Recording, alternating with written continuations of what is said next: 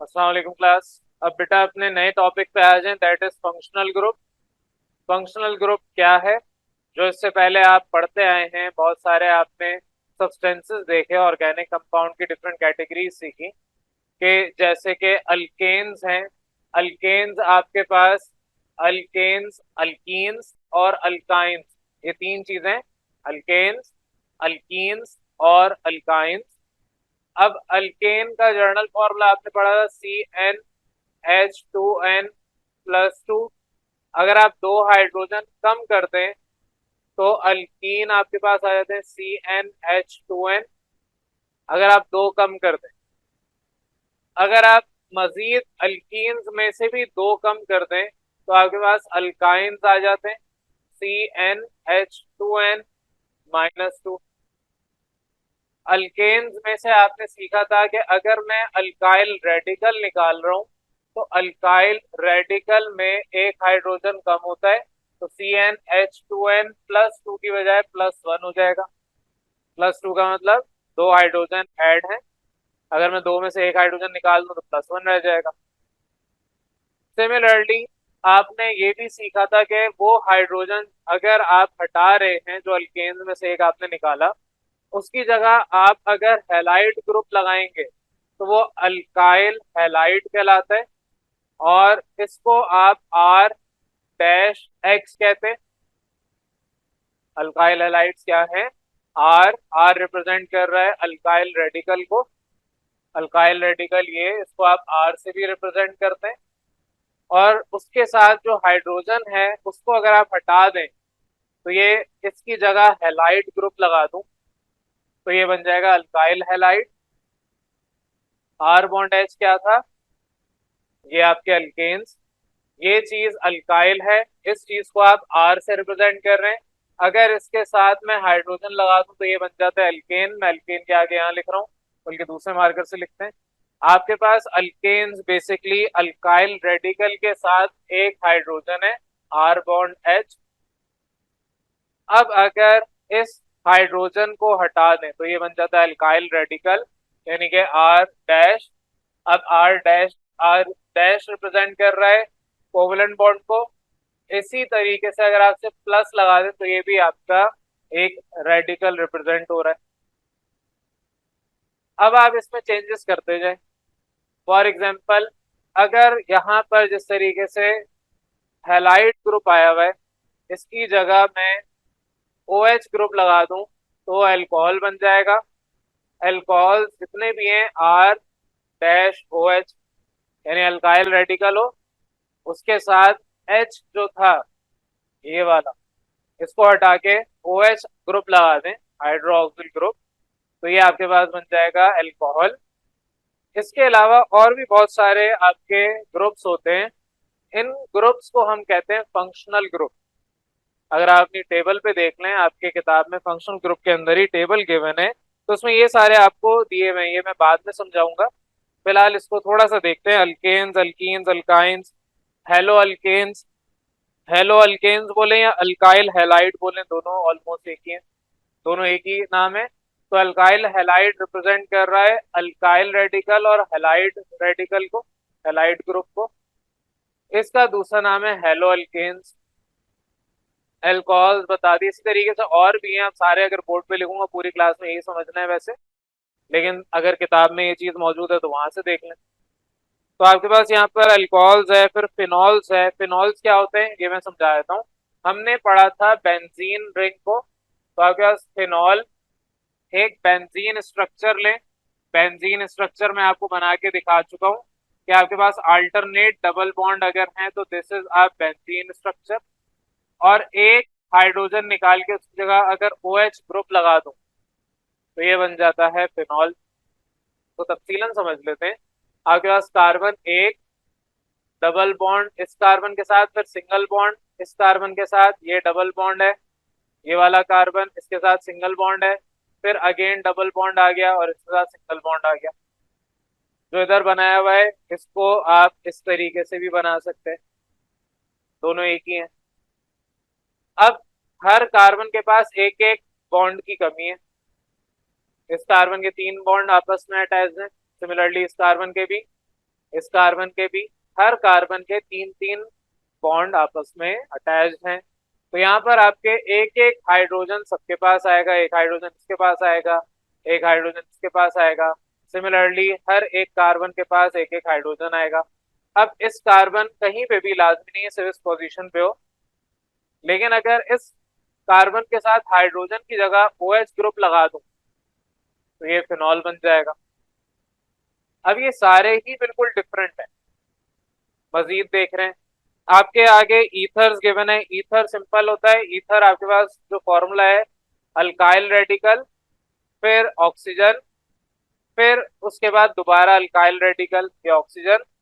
अब alkyl radical ये जो R डैश लिखा है ये सेम भी हो सकता है, डिफरेंट भी हो सकता है। फॉर एग्जाम्पल अगर यहाँ इथाइल है C2H5 तो इधर भी C2H5 हो सकता है, लेकिन लाजमी नहीं है। यहाँ हो सकता है C2H5 हो, यहाँ आपका CH3 हो, तो ये सेम भी हो सकते हैं, डिफरेंट भी हो सकते हैं। ईथर के बाद आपको एल्डिहाइड्स गिवन है, कीटोन्स गिवन है, दोनों का फॉर्मूला ऑलमोस्ट सेम है।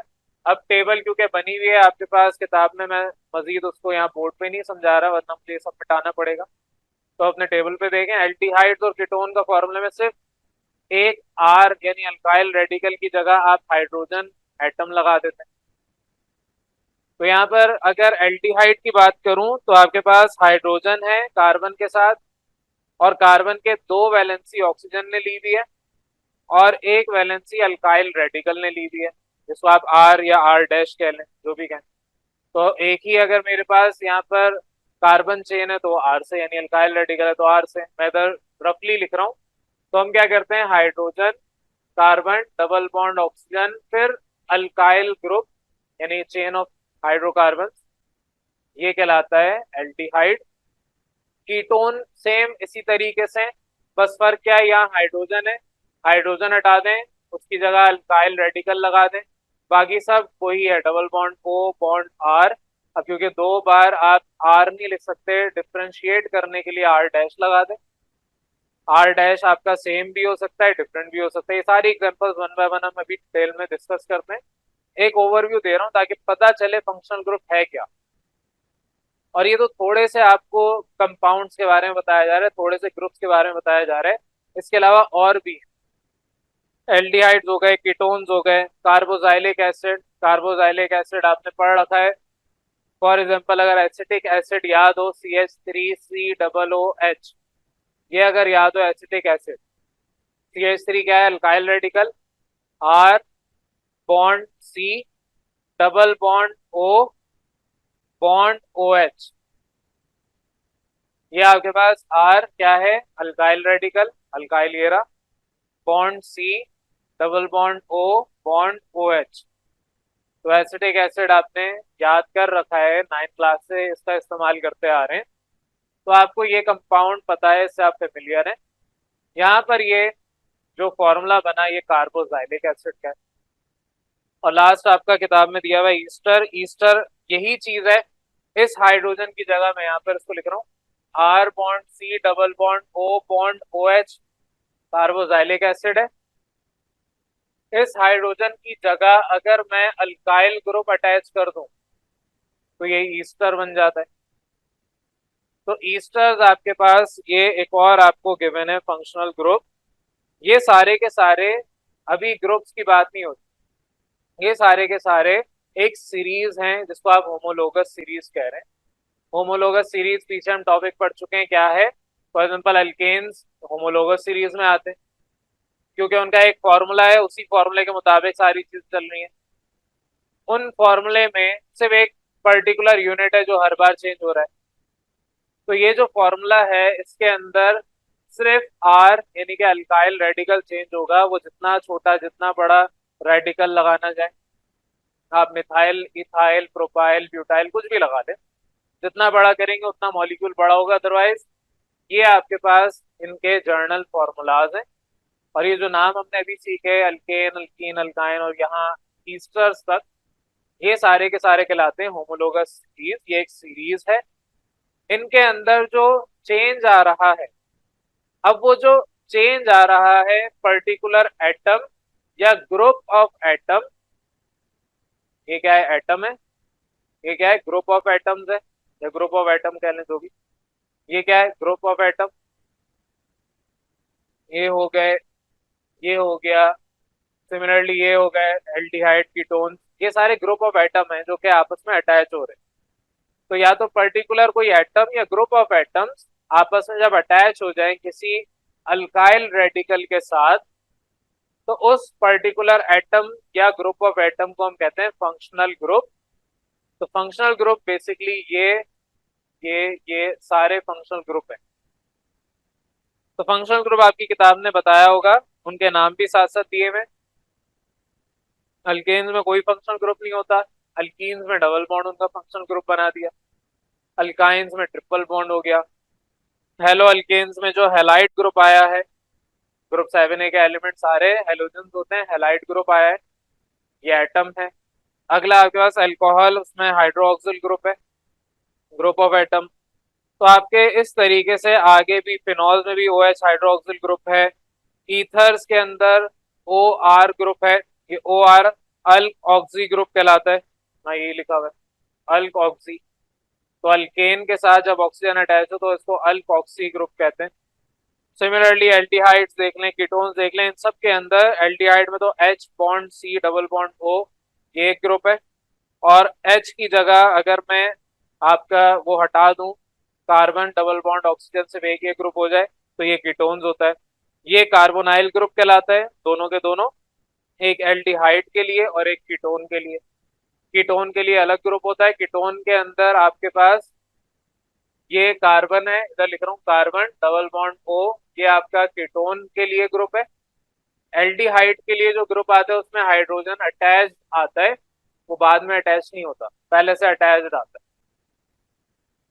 ये सारे जो ग्रुप्स ऑफ एटम हैं इनको कहा जाता है फंक्शनल ग्रुप। डायरेक्ट ग्रुप है ना, या तो अलग से एक एटम है या ग्रुप ऑफ एटम है। वो जो ग्रुप ऑफ एटम है उसको हम कहते हैं फंक्शनल ग्रुप। आगे आपको कार्बोजाइलिक एसिड गिवन है, कार्बोजाइलिक एसिड में ये कार्बोनाइल ग्रुप कहलाता है, उसको आप कार्बोजाइलिक ग्रुप भी कहते हैं। COOH, ये आपके पास कार्बोजाइलिक ग्रुप है या कार्बोनाइल ग्रुप है। और लास्ट आपका ईस्टर है, ईस्टर ग्रुप को अल्क ऑक्सी कार्बोनाइल ग्रुप भी कहते हैं। क्यों? क्योंकि अल्क ऑक्सी कार्बोनाइल के अंदर ये आपके पास ईस्टर है, अल्केन भी है, ऑक्सीजन भी है। अल्क ऑक्सी इसको कह रहे थे, कार्बोनाइल कुछ इस तरीके से आ रहा था, आखिरी वाला आ रहा था। कार्बोनाइल ग्रुप क्या है, तो मैंने थोड़ा बड़ा कर दिया, ये आपके पास कार्बोनाइल ग्रुप है। तो कार्बोनाइल ग्रुप आपका अगर कीटोन्स वाला इस्तेमाल कर रहे हैं और साथ ही आप अपने ईथर्स वाला अल्क ऑक्सी ग्रुप अटैच कर दें दोनों एक साथ, तो आपके ईस्टर का ग्रुप बन जाता है, which is called alkoxy carbonyl group. ये जो अभी मैंने ग्रुप आपसे टेबल में डिस्कस किए हैं, ये सारे के सारे फंक्शनल ग्रुप्स हैं। जो जर्नल मॉलिक्यूलर इनका फॉर्मूला है वो आपसे मैं डिस्कस करवा चुका हूँ, वो साथ साथ कुछ बोर्ड पे लिखा है, अदरवाइज टेबल पे आपके यहाँ सारे के सारे मेंशन है। तो अब हम आ रहे हैं एक्चुअल काम पे, actual definition of functional group. Functional group कहते हैं किसको है? फंक्शनल ग्रुप कहते हैं कि जितने भी एटम या ग्रुप ऑफ एटम अटैच्ड हैं आपके in these particular different homologous series, ये जो डिफरेंट एटम या ग्रुप ऑफ एटम आपके in homologous series in particular substances attached हैं, उन एटम्स को, उन ग्रुप्स ऑफ एटम्स को हम कहते हैं फंक्शनल ग्रुप। फंक्शनल ग्रुप नाम से वाजे कि पूरा का पूरा फंक्शन इन ग्रुप्स की वजह से डिफाइन हो रहा है। फॉर एग्जांपल आपके अल्केन्स, लेट सपोज मीथेन की बात करूं, ये गैस है, आपके जो सुई गैस आ रही है घर में उसके अंदर मीथेन की क्वांटिटी मौजूद होती है ज्यादा। वहीं पे अल्कोहल की बात करूं तो अल्कोहल वैसे कंज्यूम करना मुसलमानों पे हराम है, लेकिन अल्कोहल से वही पीने वाली चीज नहीं होती। अल्कोहल आपके जो खांसी का शरबत है उसमें भी होती है, स्ट्रेप्सिल्स खाते हैं उसमें भी होती है। आप कुछ साबुन ऐसे भी हैं, कुछ साबुन अगर आपके घर में होंगे जो आपको ठंडक पहुंचाते हैं, तो उनके अंदर भी आपके अल्कोहल पाया जाता है, menthol the derivative of alcohol. तो अल्कोहल बेसिकली क्या है, इस तरीके से जिसमें भी आपका OH ग्रुप आ गया और साथ में अल्काइल चेन है, अल्काइल रेडिकल है, वो आपका अल्कोहल हो गया। ये लिक्विड होते हैं ज्यादातर। सिमिलरली आपके आगे भी हर डिफरेंट सब्सटेंस की डिफरेंट फिजिकल प्रॉपर्टी है। तो बेसिक केमिकल प्रॉपर्टी या बेसिक केमिस्ट्री आप कह लें, फंडामेंटल केमिस्ट्री किसी भी सब्सटेंस की, कि वो कैसा बिहेव करेगा, कैसा रिएक्टिव होगा, फिजिकल आप उसकी प्रॉपर्टी अलग होती है, केमिकल प्रॉपर्टी अलग होती है। जो आपका फंक्शनल ग्रुप है वो बताता है कि किसी भी सब्सटेंस की केमिकल प्रॉपर्टी क्या होगी या उसकी फंडामेंटल केमिस्ट्री नेचर उसकी क्या होगी, और जो अल्काइल रेडिकल है बताता है उसकी फिजिकल प्रॉपर्टी क्या होगी। तो ये दोनों में फर्क है। फंक्शनल ग्रुप बेसिकली आपके किसी भी सब्सटेंस के बारे में बता रहा होता है कि इसके आगे क्या इस्तेमालात होंगे, इसका क्या फंक्शन होगा, ये काम कैसे करेगा। अगर आप फॉर एग्जांपल इन दो में कंपेयर करवाएं, अल्केन और अल्कीन में, तो आपको पता है कि एक सैचुरेटेड है, एक अनसैचुरेटेड है, एक स्टेबल है, एक थोड़ा सा अनस्टेबल है। सिमिलरली आपके अगर यहाँ पर अल्कोहल और अल्केन्स में हम करें तो आपके यहाँ पर हाइड्रोक्सिल ग्रुप उसको बिल्कुल डिफरेंट नेचर का बना रहा है।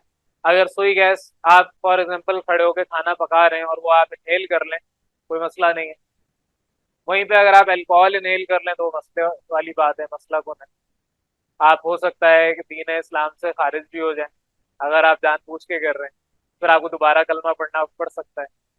लेकिन बहरहाल अल्कोहल अगेन रिपीटिंग सिर्फ वही नहीं है जिसको लोग पीते हैं, कंज्यूम करते हैं। अल्कोहल में फर्दर चीजें भी आती हैं। कभी गला खराब हो और आप स्टेप्सिल खा रहे हो तो उसके अंदर भी कोई ऐसा, मुझे एग्जैक्टली याद नहीं आ रहा, ब्यूटाइल या बेंजोइक ऐसे कोई करके अल्कोहल का डेरिवेटिव आता है, एग्जैक्टली मुझे याद नहीं, लेकिन बहरहाल अल्कोहल उसमें भी होता है। अब इसका मतलब स्टेप्सिल भी हराम है? नहीं, हराम नहीं। अब मैं यहाँ पर फतवे तो जारी करने नहीं बैठा कि मैं बताऊं कि क्या चीज हलाल है क्या हराम है। मैं आपको सिखाने बैठा हूँ कि हमारे पास ये सारे फिजिकल प्रॉपर्टी सबकी डिफरेंट है। इसमें से कुछ आपका फिनॉल, जैसे कि इसके ऊपर हाथ रखा है, फिनॉल आपका रिएक्टिव इतना है कि इसको बॉम्ब बनाने के लिए हम इस्तेमाल करते हैं। कहीं भी बम ब्लास्ट करना है तो वहां पर फिनॉल का अमल दखल लाजमी होगा। वो होता है ना, किसी चोर को पकड़ना है तो किसी भी चोर को पकड़ना है तो देखना पड़ेगा उसने पिछली चोरी कितनी की हुई है। तो किसी भी बम को अगर आइडेंटिफाई करना है तो देखना पड़ेगा उसमें कितना फिनॉल भरा हुआ है। ये केमिकल बॉम्ब बनाने के लिए इस्तेमाल होता है, नॉर्मली नहीं यूज करते लेकिन किया जाता है। हर एक सब्सटेंस की फिजिकल प्रॉपर्टी डिफरेंट है। किसकी वजह से डिफरेंट है? अल्काइल रेडिकल की वजह से। लेकिन हर एक की केमिकल प्रॉपर्टी भी उसको जो डिफाइन कर रही है वो भी डिफरेंट है। वो किसकी वजह से? फंक्शनल ग्रुप की वजह से। यही सारी बातें आपके किताब में भी लिखी हुई हैं या नोट्स में लिखी हुई हैं, जो कि आपका काम है, आपकी जिम्मेदारी है उसको पढ़ना। मैं एक दफा जल्दी से ओवरव्यू दे रहा हूँ। जाहिर है अब मैंने आपको ट्रांसलेशन तो करवानी नहीं है, इंग्लिश टू उर्दू ट्रांसलेशन करने तो हम बैठे नहीं है, वो आपका काम है। मैंने आपको पूरा टॉपिक समझा दिया है किताब का, अभी पर्टिकुलर जो अभी मुझे सिखाना था। अब अपनी किताब में देख लें, डेफिनेशन क्लियर हो जानी चाहिए। एटम या ग्रुप ऑफ एटम जो आपके किसी भी चेन के अंदर, हाइड्रोकार्बन, जो हाइड्रोकार्बन की चेन है उसके अंदर मौजूद है, तो उसको आप कहते हैं फंक्शनल ग्रुप। अब फंक्शनल ग्रुप की एग्जांपल्स आपकी टेबल में दी हुई है और टेबल के बाद जो एग्जांपल्स हैं उसको मैंने वन बाय वन समझाना है।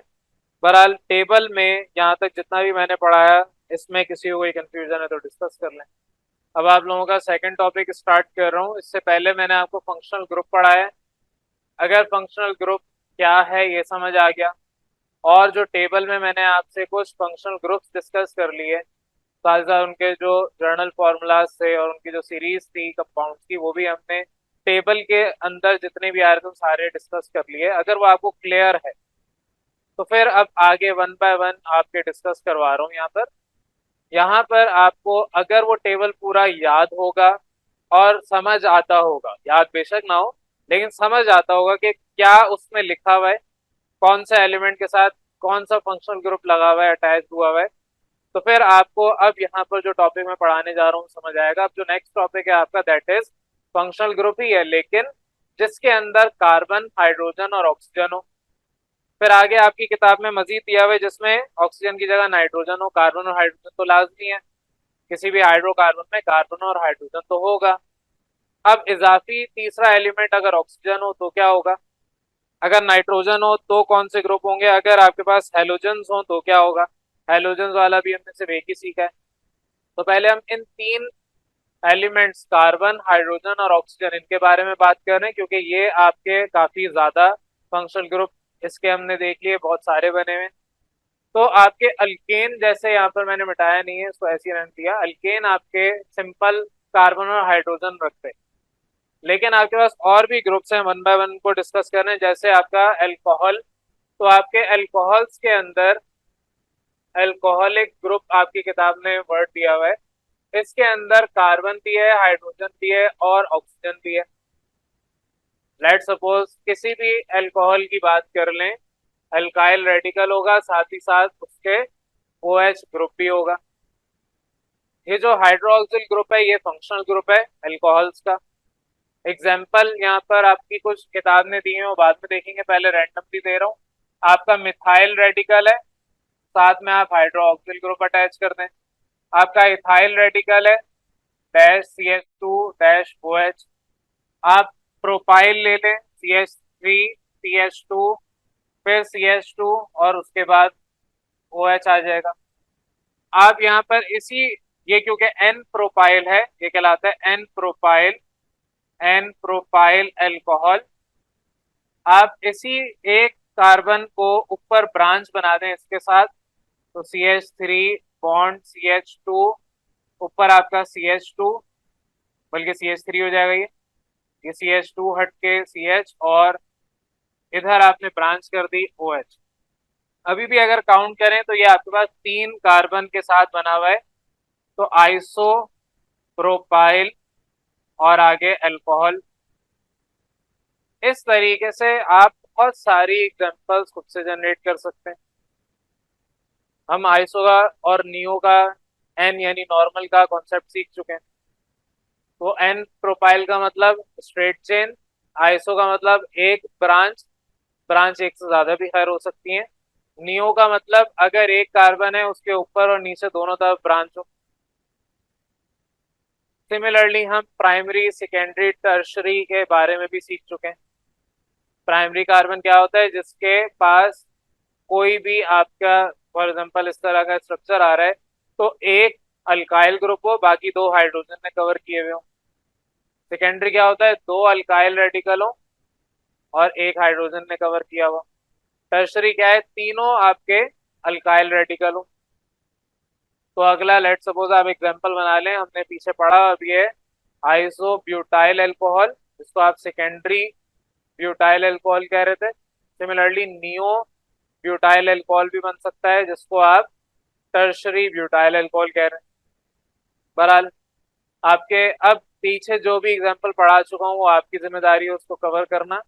और क्योंकि IUPAC नेमिंग नॉमेनक्लेचर भी आपको लिखना सिखा चुका हूँ, तो जो पीछे एग्जांपल्स पढ़ ली हैं उन सबके आपने नेमिंग करना भी शुरू कर देनी है। बहरहाल आपके अब किताब पे आ रहे हैं, किताब में भी गालिबन यही एग्जांपल्स दी हुई हैं। मिथाइल अल्कोहल है, इथाइल अल्कोहल है और एन प्रोपाइल अल्कोहल है। पहला वाला मिथाइल अल्कोहल मैंने लिखा नहीं है, लेकिन साथ साथ बताता गया हूँ। दूसरा वाला इथाइल अल्कोहल है। इथाइल अल्कोहल आप C2H5OH भी लिख सकते हैं। ये एग्जांपल सारी की सारी आपके अल्कोहलिक ग्रुप की हैं। सेकंड आपको गिवन है ईथर लिंकेज। यहाँ पर आपका ईथर लिंकेज का वर्ड यूज हुआ है, ग्रुप नहीं है, लिंकेज है। लिंकेज का मतलब लिंक हुआ हुआ है, लिंक किया हुआ है इसने। तो अगर आप ईथर लिंकेज की बात कर रहे हैं तो ईथर अभी हमने सीखा R bond O bond R होता है। यानी कि एग्जांपल्स अगर हम देखें, एक एग्जांपल आपके पास मैंने कहा कि लाजमी नहीं है कि सारे के सारे R सेम हो, डिफरेंट होने की वजह से यहाँ R डैश आपने लिखा। तो अगर यहाँ पर अगर CH3 है तो यहाँ पर C2H5 भी हो सकता है,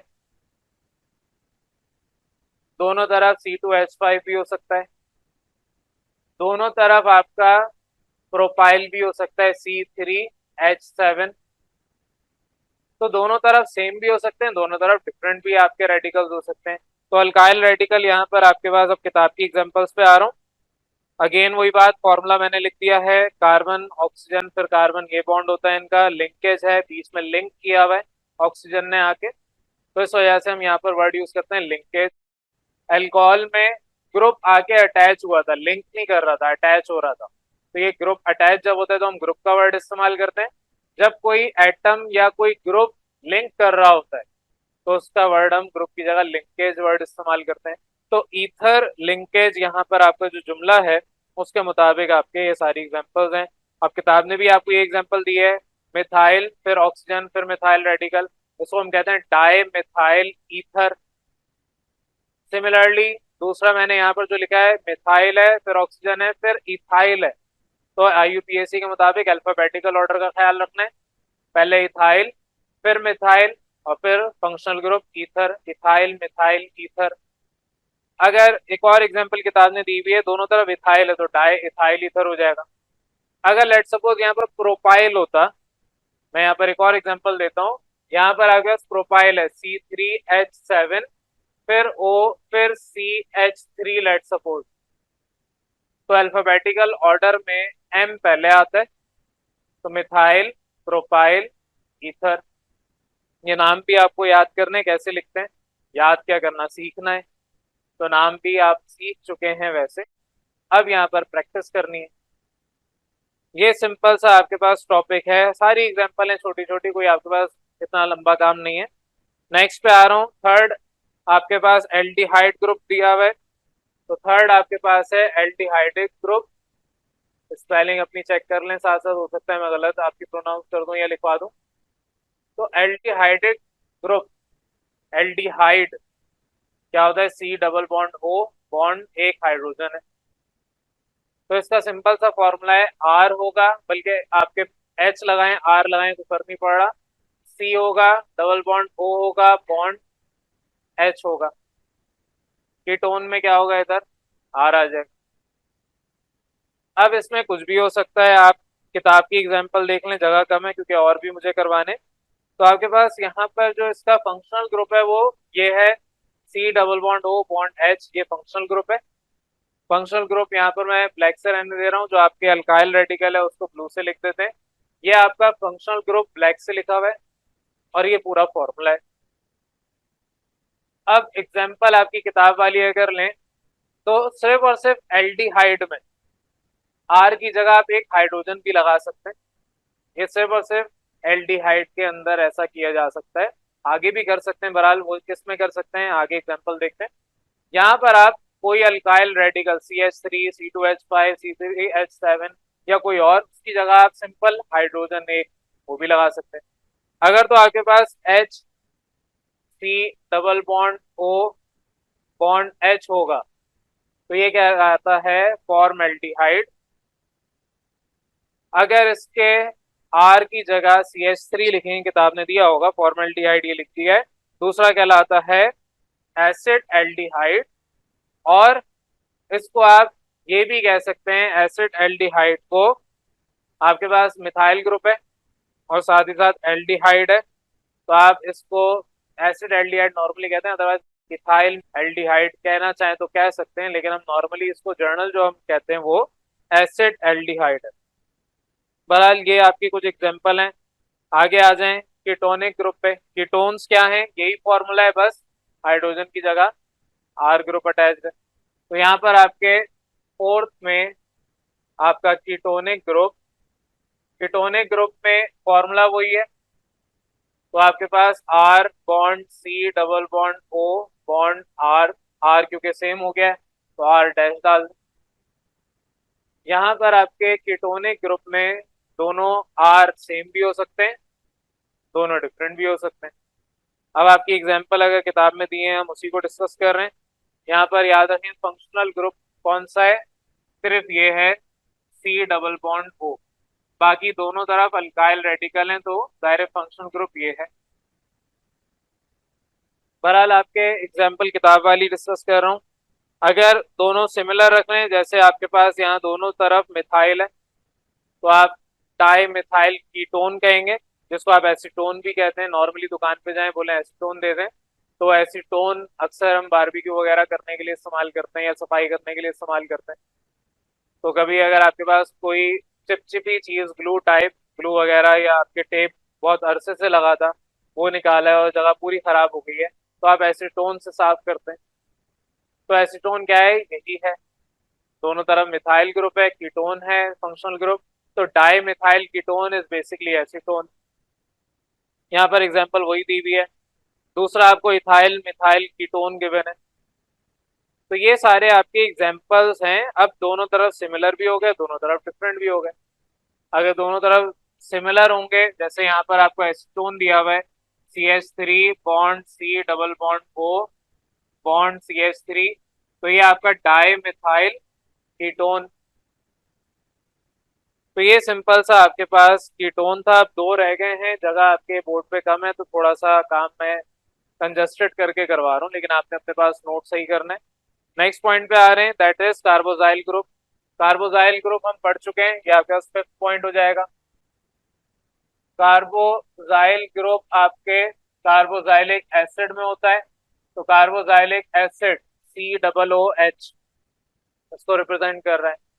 तो आपके पास इसका जो जर्नल फॉर्मूला है R bond C double bond O bond OH है, कार्बोजाइलिक ग्रुप। कार्बोजाइलिक ग्रुप का फंक्शनल ग्रुप कौन सा है?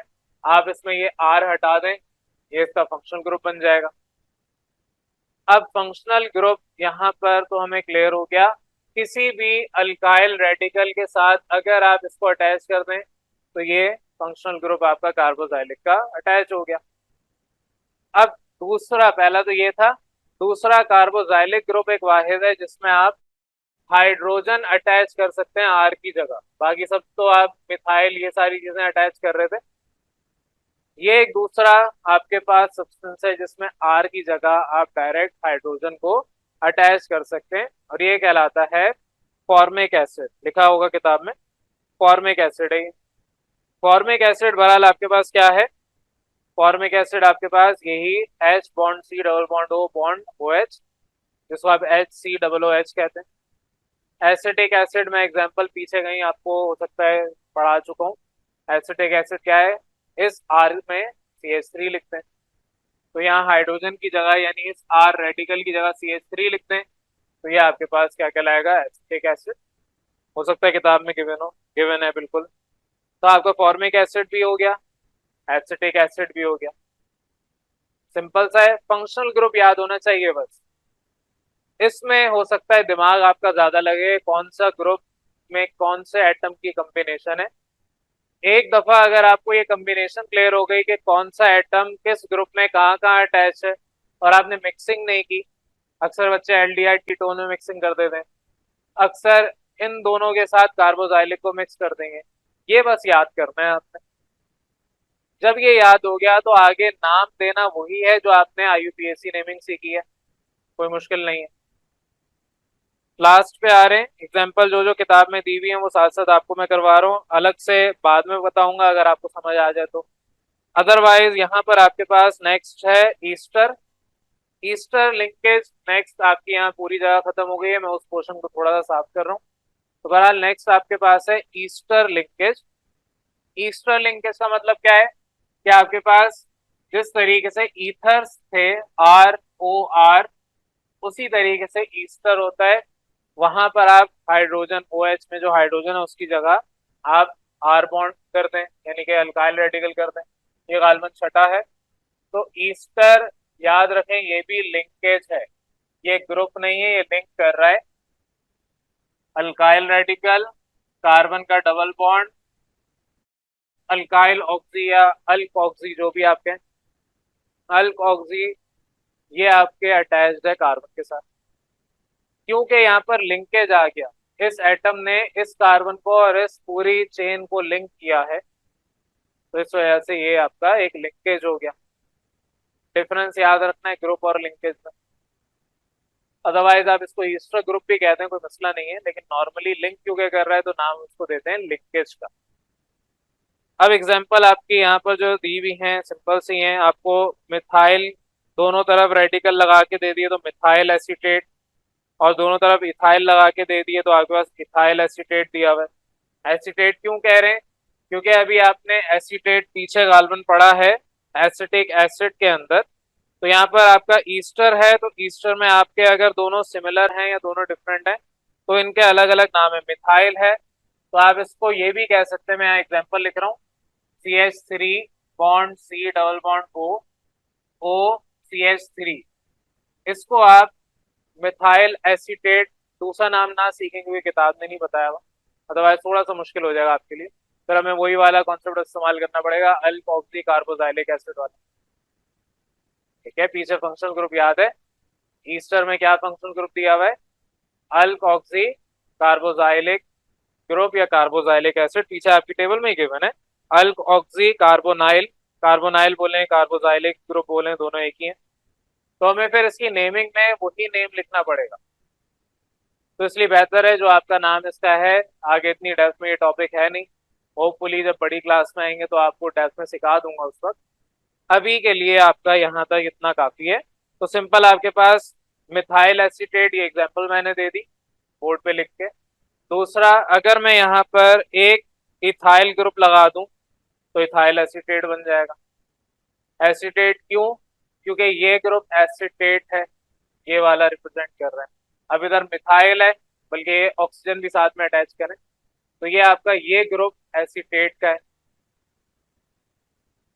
अब अगर इस मिथाइल की जगह इथाइल आ जाए तो इथाइल एसीटेट। ठीक है, थोड़ा सा आप लोगों के लिए मैं खुद भी कंसीडर करता हूँ कि थोड़ा सा आपके लिए मुश्किल होगा, लेकिन इतना मुश्किल नहीं है कि आपको ये समझ ना आता हो। नाम इसके मुश्किल है ना, याद करना मुश्किल है। अब किसी बच्चे का नाम अगर मुश्किल है याद करना तो एक दफा में याद नहीं होगा, हो सकता है 2-4 दफा, 10 दफा, 20 दफा याद हो जाए। तो कुछ आपके पास बच्चे ऐसे हैं जिनके नाम याद करना मुश्किल है, तो इन बच्चों को सही से याद कर लें बैठ के एक दफा। तो अगर ये दो आपको याद करना मुश्किल हो गए तो जब आप में से अगर किसी ने डॉक्टर बनना है तो आप नाम के लिए परेशानी हो जाएंगे, क्योंकि डॉक्टर्स में जो मेडिकल टर्म्स हैं वो तो इतनी खतरनाक है कि आप सबके ही परेशान हो जाएंगे। नाम याद करना आपकी जिम्मेदारी है, मेहनत आपने करनी है, कोशिश आपने करनी है। इसके बाद आपका टेबल है, लेकिन उसको डिस्कस करने से पहले इसमें किसी भी कंफ्यूजन है तो बताएं, पहले डिस्कस कर लेते हैं इसको। चले हम अपने टेबल को देख लें, जो आपके यहाँ किताब में टेबल एक दिया हुआ है। उस टेबल में वही सारी बातें हैं जो मैंने अभी आपको पूरे बोर्ड में लिख के समझाई।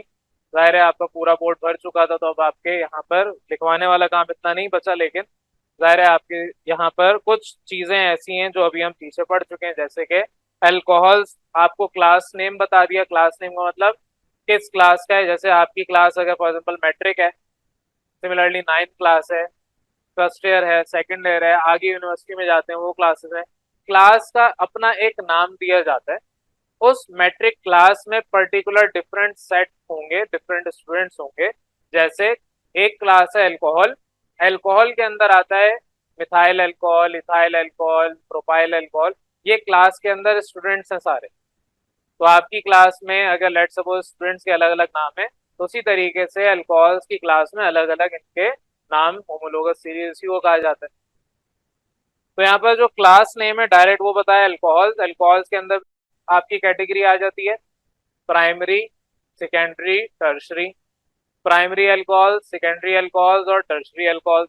प्राइमरी अल्कोहल्स कौन से होते हैं? वो आपका कार्बन, जाहिर रेडिकल की बात होती है, जिसके सिर्फ एक जगह ये अल्काइल ग्रुप हो, बकिया दोनों जगह हाइड्रोजन हो, ये प्राइमरी है।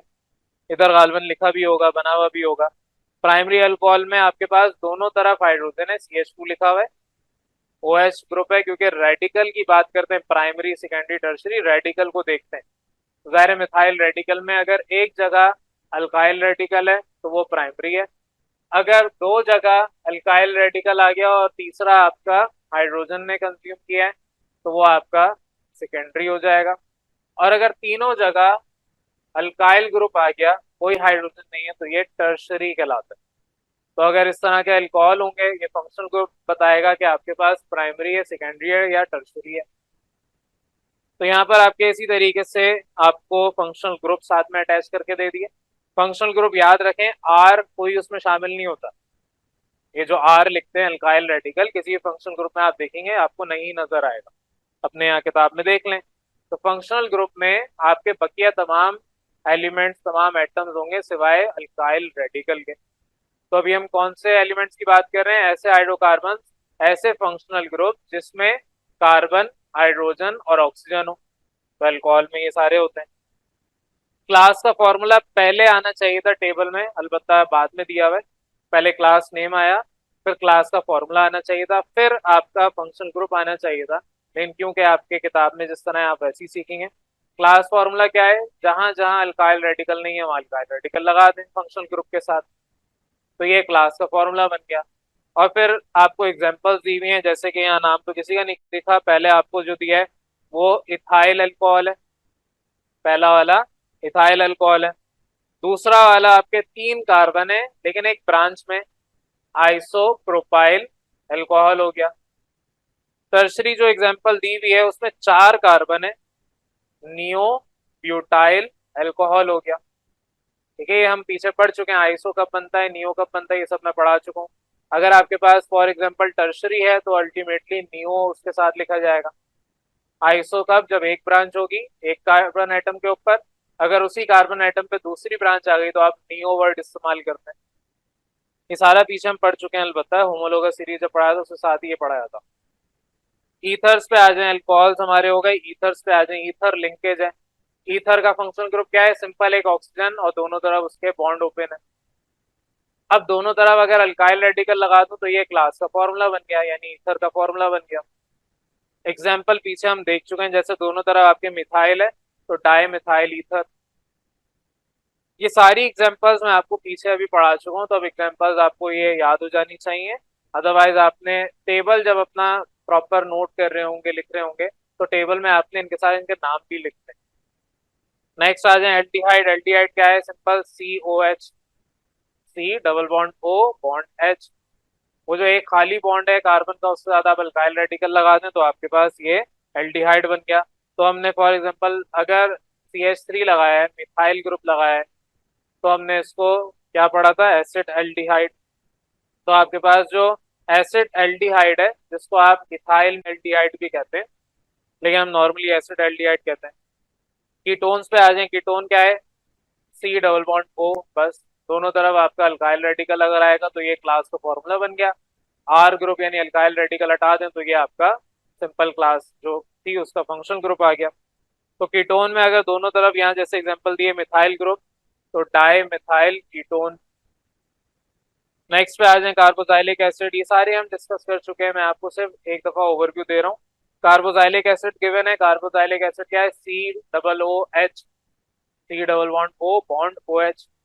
ये फंक्शनल ग्रुप है, इस फंक्शनल ग्रुप को अटैच करना है अल्काइल ग्रुप के साथ तो ये बन जाएगा आपका क्लास का फॉर्मूला। अब अगर लेट सपोज यहाँ पर आपका CH3 है, तो CH3 जब भी आएगा आपके, ये क्योंकि आपका एसिटिक एसिड का फॉर्मूला है CH3COOH, तो एसिटिक एसिड कहलाएगा। और लास्ट हमने ईथर्स के बारे में सीखा। ईथर्स क्या है, वही H की जगह R लगा दें, C double bond O bond OH था तो OR कर दें, अल्क ऑक्सी ग्रुप अटैच कर दें। तो ईथर जिस तरह से थे उसी तरह ईस्टर है, ईथर लिंकेज ईस्टर लिंकेज दोनों हमने वर्ड इस्तेमाल किए। तो बहरहाल अगर R आप दोनों इस्तेमाल कर रहे हैं सिमिलर, तो आपके पास वही जो पीछे एग्जांपल आपने देखी, अगर दोनों R सिमिलर हैं तो आपके पास ये मिथाइल एसीटेट, अदरवाइज जिस तरह किताब ने यहाँ पर दिया हुआ है एक इथाइल दे दिया तो इथाइल एसीटेट।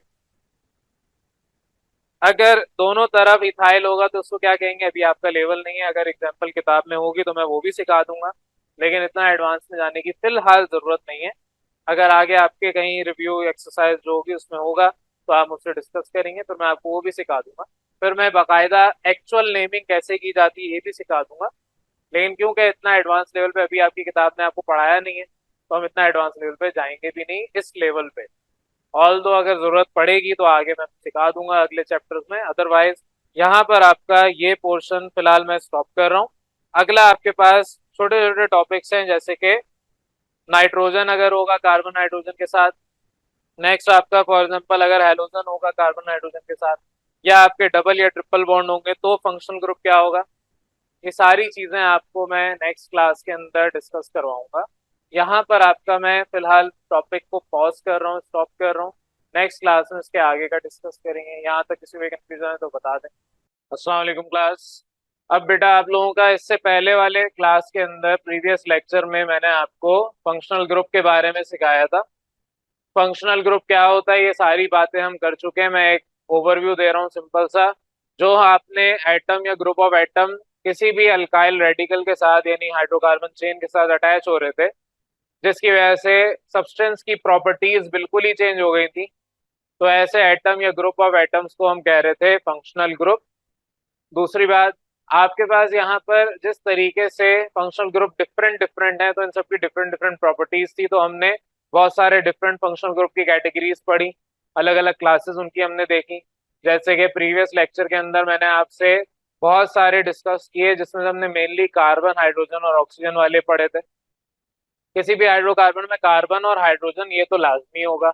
अब अगर इनके अलावा आपके ऑक्सीजन आ जाए, तो वो आपका एक अलग कैटेगरी बन जाती है, जिसमें आपके बहुत सारे थे, जैसे कि एल्डिहाइड्स थे, कीटोन्स थे, आपके कार्बोक्सिलिक एसिड हो गया, फिनॉल वगैरह, ये सारे उसके अंदर आ जाते हैं।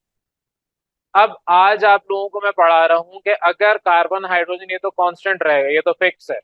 ऑर्गेनिक कंपाउंड्स के अंदर कार्बन और हाइड्रोजन तो फिक्स रहेगा। अगर कार्बन और हाइड्रोजन नहीं है, तो देयर इज अ डाउट कि वो ऑर्गेनिक कंपाउंड भी नहीं है। तो अब अगर ऑक्सीजन तक हमने पढ़ लिया, अब हम पढ़ रहे हैं कि हमारे पास अगर कार्बन, हाइड्रोजन और नाइट्रोजन हो तो क्या होगा। तो यहाँ पर अगर मैं लिस्ट डाउन करूं, पहला हमने सीखा कि हमारे पास कार्बन है, हाइड्रोजन है और ऑक्सीजन है। अब हम सीखने जा रहे हैं कार्बन है, हाइड्रोजन है और नाइट्रोजन है। नाइट्रोजन अमाइन ग्रुप कहलाता है। अमाइन ग्रुप अमोनिया से निकला है। अमोनिया, नाइट्रोजन क्या है आपके पास, उसके आउटर मोस्ट शेल में 5 इलेक्ट्रॉन्स पाए जाते हैं। ये क्या करेगा, ये वाला इलेक्ट्रॉन किसी को शेयर करवाएगा, फॉर एग्जांपल हाइड्रोजन है उसके साथ, ये वाला भी हाइड्रोजन को अगर शेयर करवा देगा, सिमिलरली ये वाला इलेक्ट्रॉन भी हाइड्रोजन को शेयर करवा देगा। ये आपका नाइट्रोजन के तीनों बॉन्ड हाइड्रोजन के साथ फुलफिल हो गए। इसको आप कह रहे हैं अमोनिया, NH3। तो अमोनिया NH3, अगर मैं एक हाइड्रोजन हटा दूं, ये हाइड्रोजन हटा दूं, तो ये बन जाएगा NH2 और प्लस यानी रेडिकल। इसको हम कहते हैं amine group, group of atoms है, अमाइन ग्रुप। इसका मतलब क्या है कि मेरे पास कोई भी नाइट्रोजन है, उसके पास 3 वैलेंसी हैं। जाहिर है जो लोन पेयर ऑफ इलेक्ट्रॉन है वो थोड़ी कहीं अटैच होगा किसी के साथ। अगर मजबूरी हुई तो ये लोन पेयर भी डोनेट करता है। आपने इस तरह के जो बॉन्ड सीखे हैं वो कोऑर्डिनेट कोवलेंट बॉन्ड सीखे। कोऑर्डिनेट कोवलेंट कंपाउंड भी बनाएगा, वो अलग चीज है, वो अलग सिस्टम है। अभी हम उसके ऊपर नहीं आ रहे, अभी हम सिंपल सी बात कर रहे हैं। नाइट्रोजन 3 बॉन्ड फॉर्मेशन करता है, जिस तरह कार्बन 4 बॉन्ड फॉर्मेशन करता है। अब अगर नाइट्रोजन 3 बॉन्ड फॉर्मेशन करता है, तो मेरे पास यहाँ पर लेट सपोज अल्काइल रेडिकल्स आ सकते हैं तीनों जगह। तो तीनों जगह अल्काइल रेडिकल्स अगर आएंगे, तो नाइट्रोजन आपके पास जाहिर है अटैच हो सकता है कार्बन और हाइड्रोजन के साथ। यहाँ पर अगर पहले फॉर एग्जांपल हाइड्रोजन था, तो इस हाइड्रोजन को हटा के आपका अल्काइल रेडिकल आ गया, ये पॉसिबिलिटी है। तो अगर मेरे पास, मैं एग्जांपल इसकी यहाँ पर दे रहा हूँ, अगर मेरे पास यहाँ पर एक अल्काइल रेडिकल आए और उसके बाद नाइट्रोजन के बकिया दोनों हाइड्रोजन ऑक्यूपाई कर लें, तो ये आपके पास बन जाता है, फॉर एग्जांपल इसको मैं छोटा कर रहा हूँ, आपके पास ये बन जाएगा R बॉन्ड NH2। सिमिलरली अगर यहाँ पर ये हाइड्रोजन हटा दूं, इसकी जगह अल्काइल रेडिकल ले आऊं, तो आपके पास यहाँ पर H एक कम हो जाएगा और उसकी जगह अल्काइल रेडिकल यहाँ आ जाएगा। और ये भी पॉसिबल है कि तीनों जगह अल्काइल रेडिकल आ जाए, तो आपके पास यहाँ पर हाइड्रोजन टोटली खत्म होके तीनों जगह अल्काइल रेडिकल बन जाएगा। ये सिंपल सा एक सिस्टम है। अब अल्काइल रेडिकल में जितने भी अल्काइल हैं, कोई भी आ सकता है, मिथाइल, इथाइल, प्रोपाइल, ब्यूटाइल, आगे जितने भी लगाना चाहें। तो अब आपकी किताब पे आ रहा हूँ, ताकि एग्जांपल आपकी वहीं से हम देख लें। कोई एक आध एग्जांपल मैं अपनी तरफ से करवा दूंगा। बहरहाल आपके किताब में अगर एग्जांपल की बात करूं, तो आपके ऑक्सीजन से रेलिवेंट हम सारी देख चुके हैं। अब हम बात कर रहे हैं नाइट्रोजन से रेलिवेंट। नाइट्रोजन आपके पास जब भी आएंगे, तो इनको कहते हैं अमाइंस। तो ऑर्गेनिक कंपाउंड जितने भी जिनके साथ कार्बन, हाइड्रोजन और नाइट्रोजन है, और जाहिर है नाइट्रोजन वो एज अ फंक्शनल ग्रुप आ रहा है, कार्बन और हाइड्रोजन तो सब में होते हैं जितने भी हाइड्रोकार्बन है। तो नाइट्रोजन अगर आ रहा है एज अ फंक्शनल ग्रुप, तो नाइट्रोजन जब फंक्शनल ग्रुप के तौर पे आएगा, वो फंक्शनल ग्रुप अमाइन कहलाएंगे, अमाइंस कहते हैं। नेक्स्ट सिमिलरली यहाँ पर एग्जांपल्स दी हुई हैं आपके पास। यहाँ पर जो फंक्शनल ग्रुप है उसका यहाँ पर एग्जांपल अमाइन की पहली दी हुई है, मिथाइल अमाइन। ज़ाहिर है एक आपके पास रेडिकल अल्काइल रेडिकल है, तो अगर सिर्फ एक है, बकिया दोनों हाइड्रोजन है, तो आपके पास R बॉन्ड NH2। तो R की जगह मिथाइल लगा दें, तो मिथाइल और आगे अमाइन। क्लियर है ये? आपका हो गया मिथाइल अमाइन। अगर मिथाइल की जगह इथाइल आ गया तो इथाइल अमाइन। अगर दो जगह सेम आ गए, फॉर एग्जाम्पल दोनों जगह मिथाइल आ गए तो डाई मिथाइल अमाइन। और अगर यहाँ पर सेम ना हो, एक आपके पास डिफरेंट हो जाए, लेट सपोज प्रोपाइल हो जाए, तो एक मिथाइल है दूसरा प्रोपाइल, अल्फाबेटिकल ऑर्डर का ख्याल रखना है, मिथाइल प्रोपाइल अमाइन। इथाइल आ गया तो पहले इथाइल आएगा फिर मिथाइल आएगा फिर अमाइन लिखा जाएगा। सिमिलरली तीसरा आपके पास है ट्राई। अगर तीनों मिथाइल है तो ट्राई मिथाइल अमाइन। एक मिथाइल है एक इथाइल है और एक प्रोपाइल है, तीनों अलग अलग है। यहाँ पर मैं आपको एक बना के दे देता हूँ। एक आपके पास CH3 है नाइट्रोजन, दूसरा आपके पास C2H5 है और तीसरा आपका C3H7 है। तो अल्फाबेटिकल ऑर्डर, पहले इथाइल फिर मिथाइल फिर प्रोपाइल और एंड में अमाइन। ये सिंपल सा आपके पास नाम लिखने का यानी नॉमेनक्लेचर है नाइट्रोजन अगर अटैच हो जाए। इसको हम कहते हैं amines, amine group. Amine group clear है अगर, तो यहाँ पर ये सिंपल सा फंक्शनल ग्रुप का एक पार्ट आ गया। अब इसी तरीके से सिमिलरली जिस तरीके से हमने ये सीख लिया कि अगर हाइड्रोजन कार्बन इनके दरमियान ऑक्सीजन आ जाए या इनके दरमियान अगर नाइट्रोजन आ जाए। अब तीसरा है कि अगर कार्बन है हाइड्रोजन है और हेलोजन्स है, हेलोजन्स हैलाइड ग्रुप एक्स से रिप्रेजेंट होता है, तो जब भी एक्स कहीं पे नजर आएगा तो इसका मतलब वहां हेलोजन है, हेलोजन यानी कि हैलाइड ग्रुप है। अब इस तरह के जितने भी आपके हेलोजन्स अटैच होंगे वो आपको बना के देंगे हेलो अल्केन्स या अल्काइल हैलाइड। अब यहाँ लेट सपोज क्लोरीन की बात करूं तो मेरे पास किसी भी कार्बन के एक बॉन्ड अगर हैलाइड ग्रुप का है तो बकिया तीनों जगह पर हाइड्रोजन आएगा। ये तीनों जगह हाइड्रोजन आप बेसिकली रिप्रेजेंट करते हैं अल्काइल ग्रुप को और साथ में बॉन्ड अटैच कर देते हैं एक्स। ये सिंपल सा आपके पास एक एग्जांपल है। अब ये मिथाइल हैलाइड भी हो सकता है। मिथाइल हैलाइड में हैलाइड क्या होगा, जो भी आप रखें, फॉर एग्जांपल फ्लोरीन रखते हैं तो ये बन जाएगा मिथाइल फ्लोराइड। क्लोरीन रखते हैं तो मिथाइल क्लोराइड। सिमिलरली और भी हो सकते हैं। यहाँ पर आपके प्राइमरी सेकेंडरी टर्शरी के हिसाब से भी समझाया हुआ है तो आप उस तरह से भी कर सकते हैं कि मेरे पास यहाँ पर alkyl halides primary secondary tertiary होते हैं। अपनी किताब में टेबल को देख लें तो आपके पास जितने भी ग्रुप 7A के एलिमेंट्स हैं, हेलोजन्स हैं, वो आपके एंड में अटैच हो जाएंगे। फ्लोरीन हो गया, क्लोरीन, ब्रोमीन, आयोडीन, कोई भी, ये आपके आ गए।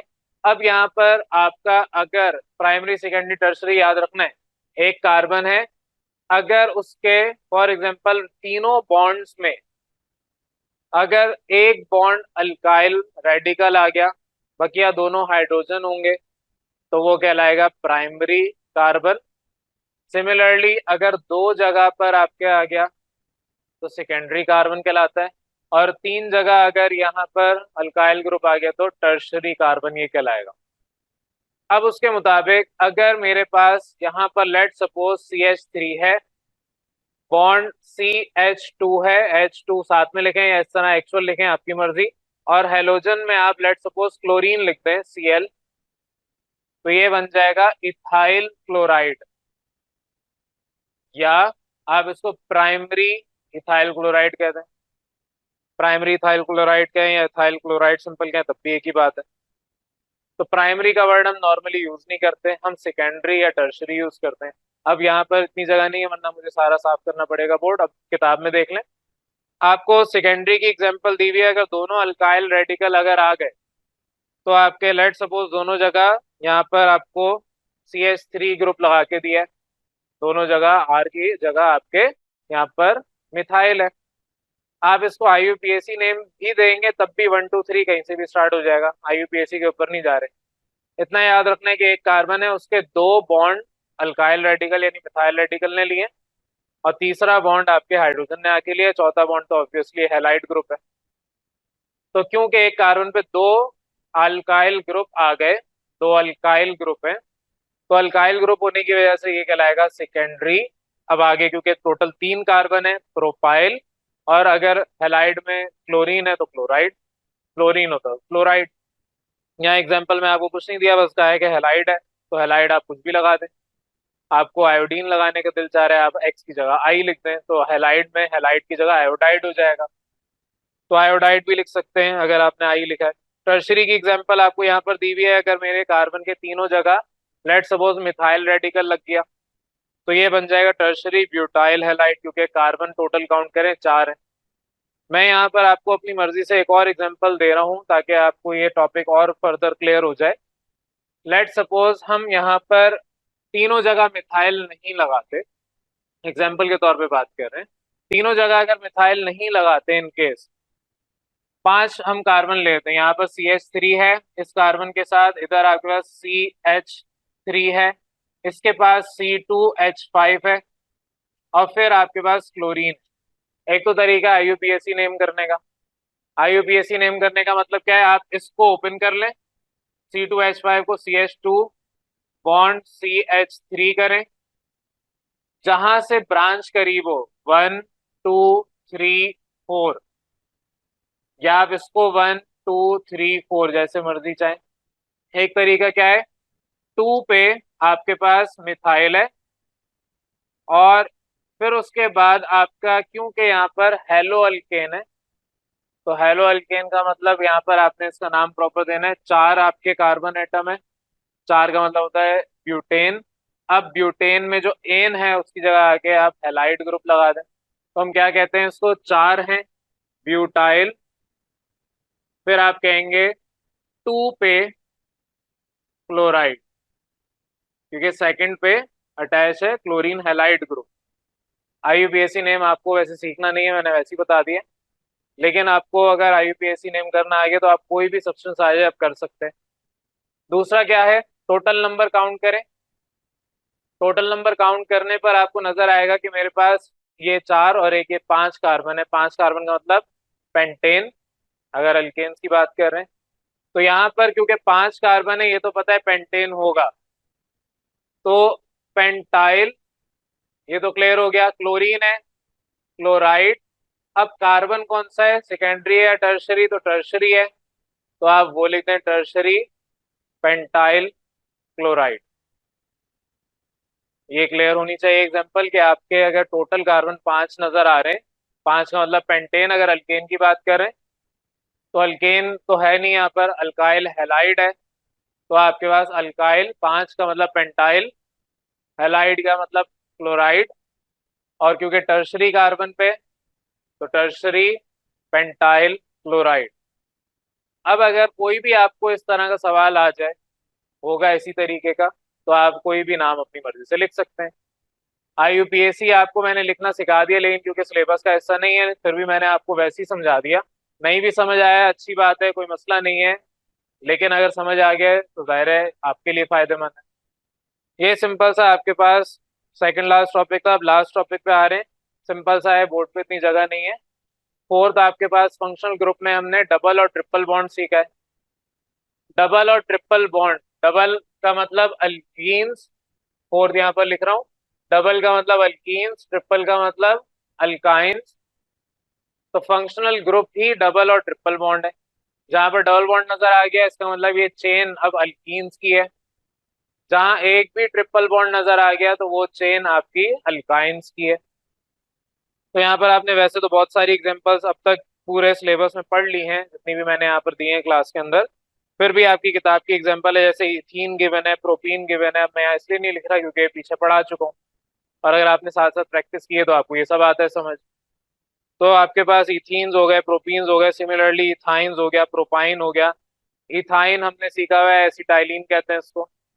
ये सारी चीजें हैं, ये सारे आपके पास एग्जांपल्स हैं जो कि आपके इस टॉपिक में आप इस चैप्टर में पढ़ चुके हैं। अब क्योंकि यहाँ पर ये टॉपिक था आखिरी इस चैप्टर का, इसके बाद आपको यहाँ पर कुछ टेस्ट योर सेल्फ गिवन है, जिसमें आपको आइडेंटिफाई करना है खुद से। पहला अल्कोहल है, फंक्शनल ग्रुप बताना है ना, पहला अल्कोहल है, दूसरा आपका ईथर्स है, तीसरा आपके पास एल्डिहाइड है। तो मैंने आपको वैसे बता तो दिए, लेकिन टेस्ट योर सेल्फ मतलब खुद टेस्ट देना है, आपने अपने आप को टेस्ट देना है, तो आपको पता होना चाहिए कौन सा जवाब क्या है।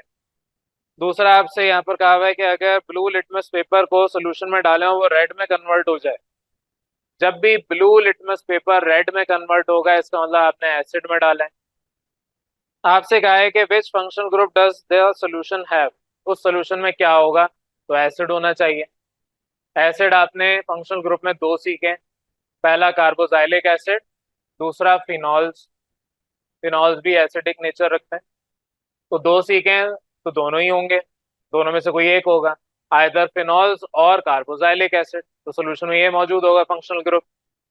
तो बहरहाल ये टेस्ट योर सेल वाला मैंने आपको समझा दिया, ये आपकी जिम्मेदारी है। आगे का जो टॉपिक छोटा सा है, साइंस टेक्नोलॉजी एंड सोसाइटी, जो भी ये लिखा हुआ है उल्टा मैंने बता दिया है, तो सोसाइटी टेक्नोलॉजी और साइंस ये आपने खुद पढ़ना है। सिंपल सी बात लिखी हुई है, जो भी फार्मास्यूटिकल केमिस्ट होते हैं, फार्मास्यूटिकल मतलब जो मेडिसिनल स्टडी कर रहे होते हैं आगे चल के मेडिसिन से रिलेटेड, तो मेडिसिन से रिलेटेड स्टडी करना जाहिर है इंतहाई ज्यादा जरूरी है। पुराने जमाने के अंदर जब जड़ी बूटियों से इंसान अपना इलाज करते थे या करवाते थे, अब आज के दौर में कोई आपसे बोलेगा कि चोट पे पत्ते बांध के आ जाएं दुरुस्त हो जाएगी, बात वो भी सही कर रहा है, लेकिन आप उस पर भरोसा नहीं करेंगे। आपको चाहिए पेन किलर्स, दवाएं खानी है आपने, आपको उस पर पाउडर लगाना है, आपको उस पर मरहम लगाना है, पट्टी बांधनी है, आपको ये चाहिए आजकल के दौर में। लेकिन जब ये सब नहीं था तो पुराने दौर में क्या होता था, पत्ते बांध के लोग अपने जख्म भरा करते थे। तो वो भी दौर दुरुस्त था, वो भी सब सही था, लेकिन क्या किया केमिस्ट ने आके, ये जो फार्मास्यूटिकल केमिस्ट है इन्होंने आके क्या किया, उस चीज को कन्वर्ट कर दिया एक ऐसी चीज में जो बार बार आप खुद से सिंथेसाइज कर सकते हैं, खुद से प्रोड्यूस कर सकते हैं। तो बहरहाल यही सारी बातें इधर लिखी हुई हैं इस पूरे पैराग्राफ में, ये आपकी जिम्मेदारी है इसको पढ़ना, ये क्यों जरूरी है। जाहिर है ये सब कुछ इतना बेसिक लिखा हुआ है कि आप पढ़ सकते हो, ना ही मेरी आदत है मैं आपको सिखाऊं। अगर कुछ इंपॉर्टेंट होता तो मैं बताया था, अदरवाइज ऐसा कुछ भी नहीं है जो आपको समझ ना आए। तो यहाँ पर अगर क्लियर है तो हम आगे चलते हैं। आगे चलने का मतलब ये चैप्टर के एंड में जो कॉन्सेप्ट डायग्राम है वो अब मुझे आपसे जल्दी से डिस्कस करनी है, फिर हम यहाँ पर आपका ये चैप्टर एंड करेंगे। लेकिन उससे पहले कोई भी सवाल है तो पूछ लें। चलें, बस अब आप लोगों का इसके आगे का टॉपिक कंक्लूड कर रहा हूँ। छोटा सा काम है आपका, concept diagram. Concept diagram again मैं बार बार हर चैप्टर के एंड में आपसे ये डिस्कस करता हूँ, अव्वल तो ये आपका काम है, मेरा नहीं है। इसको आपने बैठ के याद करना है, क्योंकि अगर आपने पूरा चैप्टर याद कर लिया है, पूरा चैप्टर हो चुका है आपको रिवाइज, तो अब आप सिर्फ इसको याद कर लें तो आपका चैप्टर ऑटोमेटिकली रिवाइज खुद ही होता रहेगा। आपके दिमाग में ये डायग्राम क्लियर होगी तो उसके बाद आप जब चैप्टर रिवाइज करने बैठेंगे तो पता चलेगा आपके ऑटोमेटिकली दिमाग में पूरा चैप्टर आ चुका है। ये डायग्राम उन बच्चों के लिए फायदेमंद है जिसने पूरा चैप्टर याद कर लिया है और वो अब रिवाइज करने के लिए इधर आए हैं। तो उनको बजाय एक एक लाइन पढ़ने के वो सिर्फ इस डायग्राम को देखेंगे तो पूरा चैप्टर माइंड में रिकॉल हो जाएगा। तो बहरहाल ये आपके पास मेन इसका फायदा है। अदरवाइज वो बच्चा जो इसको पहली दफा चैप्टर को पढ़ेगा और पहली दफा उसको मेमोराइज करने बैठेगा तो उसके लिए फायदेमंद चीज नहीं है। अब आ रहे हैं आपके कॉन्सेप्ट डायग्राम पे। कॉन्सेप्ट डायग्राम दायरे कॉन्सेप्ट आपके रिकॉल करने के लिए organic compounds. Organic compounds main chapter है। ऑर्गेनिक कंपाउंड्स के बारे में हमने क्या सीखा है कि आपके पास इनके चार बेसिक स्ट्रक्चरल फार्मूला और इस तरह से चार फार्मूला थे। स्ट्रक्चरल फार्मूला था, मॉलिक्यूलर फार्मूला था, कंडेंस फार्मूला था, इलेक्ट्रॉनिक फार्मूला था। ये सारे फार्मूला से यूजेस हमने सीख लिए कि कहाँ कहाँ यूज होते हैं, खाने कपड़े और हर इस तरह की चीजों में यूज होते हैं। फ्यूल के अंदर सबसे ज्यादा आपने इसको देखा हुआ है। सिमिलरली इसके कहाँ से ये ओरिजिनेट हुआ है, आपके कहाँ से ये निकाला जाता है, सोर्सेज क्या हैं, वो सब हमने इसका पढ़ लिया। तो ये सारी चीजें आपने पढ़ ली। सोर्सेज भी यहाँ पर आपको मेंशन है, एनिमल्स हैं, प्लांट्स हैं, लैब के अंदर सिंथेसाइज होता है, ये सारी चीजें यहाँ पर मौजूद हैं। सोर्सेज आपके पास ये सारे हैं। डेड प्लांट्स यानी कि जो आपके जमीन के अंदर से गैस निकल रही है, ऑयल निकल रहा है, पेट्रोलियम वगैरह, वो सब आपके फॉसिल फ्यूल्स यहाँ से आ रहे हैं। बहरहाल ऑर्गेनिक कंपाउंड के बारे में फिर जब हम फर्दर पढ़ रहे थे तो हमने उनकी कैटेगरी पढ़ी। जैसे कि आपके पास ऑर्गेनिक कंपाउंड में अगर हम डिवाइड करें तो ओपन स्ट्रक्चर और क्लोज स्ट्रक्चर आता है। फिर ओपन स्ट्रक्चर में सैचुरेटेड अनसैचुरेटेड आते हैं, इस तरीके से फिर एरोमेटिक क्लोज के अंदर ये सारी चीजें हमने पढ़ी। तो बहरहाल आपके पास अल्काइल रेडिकल है, होमोलोगस सीरीज है, फंक्शनल ग्रुप है, ये सब हम पढ़ चुके हैं। फंक्शनल ग्रुप अभी हमने सीखा, चार डिफरेंट यहाँ पर लिखा हुआ भी है। हाइड्रोकार्बन जिसमें ऑक्सीजन हाइड्रोजन और कार्बन हो, ऑक्सीजन हटा के नाइट्रोजन लगा दें। अगर हम ये सारी चीजें इसमें से हाईलाइट लगा दें, बाकी सारे रहते हैं नाइट्रोजन हटा के, तो आपका तीसरा category. Double bond triple bond चौथी कैटेगरी हो गई। तो इस तरीके से ये सारी कैटेगरीज हमने पढ़ ली हैं। तो हर कैटेगरी यहाँ पर आपकी मैं क्लास में डिस्कस करवा चुका हूँ, उन सबकी एग्जांपल्स आपको यहाँ पर दे दी हैं। तो ये सारा कुछ जो कुछ भी यहाँ पर लिखा हुआ है ये सब हम अपने इस चैप्टर में पूरा डेप्थ में पढ़ चुके हैं। अब अगेन वही बात कि इसकी जो एक्सरसाइज है, जब पूरा आपका सिलेबस कंप्लीट होगा तो मैं सिर्फ और सिर्फ एमसीक्यूज डिस्कस करवाऊंगा। सेक्शन बी और सेक्शन सी आप लोगों की जिम्मेदारी है खुद से करना, क्योंकि अभी तक न्यूमेरिकल्स तो आपने पढ़े नहीं है, न्यूमेरिकल्स ना ही आए हैं। तो न्यूमेरिकल जब आएगा तो सेक्शन डी का पोर्शन हम वो भी डिस्कस कर लेंगे क्लास में। अदरवाइज जितने भी मैंने आपको थ्योरेटिकल कॉन्सेप्ट्स क्लास में सिखाए, आपकी जिम्मेदारी है कि वो डेली बेसिस पे अपनी एक्सरसाइज के आंसर्स खुद से करें। जो आपके एमसीक्यूज हैं अव्वल तो ये भी खुद से करने, लेकिन इवेंचुअली क्लास के अंदर जब पूरा सिलेबस हो जाएगा तो मैं आप लोगों को वो भी करवा दूंगा। तो जब हम एमसीक्यूज करने बैठेंगे तो उसमें शर्त ये होगी, मैंने रखी हुई है कि हम पूरी किताब पहले पढ़ेंगे, फिर उसके बाद एमसीक्यूज करेंगे, क्योंकि हो सकता है कोई एमसीक्यू दूसरे चैप्टर से रिलेट कर रहा हो तो आपको अभी समझना है, जब पूरी किताब पढ़ लेंगे तो समझ आ ही जाएगा। बहरहाल यहाँ पर अब ये चैप्टर कंप्लीट हो जाता है। नेक्स्ट चैप्टर इसके बाद आपका बायोकेमिस्ट्री का है, बड़ा चैप्टर है, लेकिन इतना बड़ा नहीं है जितना बड़ा आपका ये ऑर्गेनिक कंपाउंड्स का था। बायोकेमिस्ट्री बेसिकली बायो और केमिस्ट्री दोनों आपस में मिला दें, वो आपकी स्टडी जिसके अंदर आप लिविंग ऑर्गेनिजम्स में केमिस्ट्री ढूंढ रहे हैं, केमिस्ट्री स्टडी कर रहे हैं, उसको हम बायोकेमिस्ट्री पढ़ते हैं। तो यहाँ पर आपका हमने आज पूरा chapter organic compound chapter number 3 complete किया है। अब इसके बाद नेक्स्ट क्लास के अंदर मैं चैप्टर नंबर 4 स्टार्ट करवाऊंगा, क्योंकि जो आपने अभी चैप्टर 3 में पढ़ा है, चैप्टर 4 इसकी बुनियाद पे आपको समझ आएगा।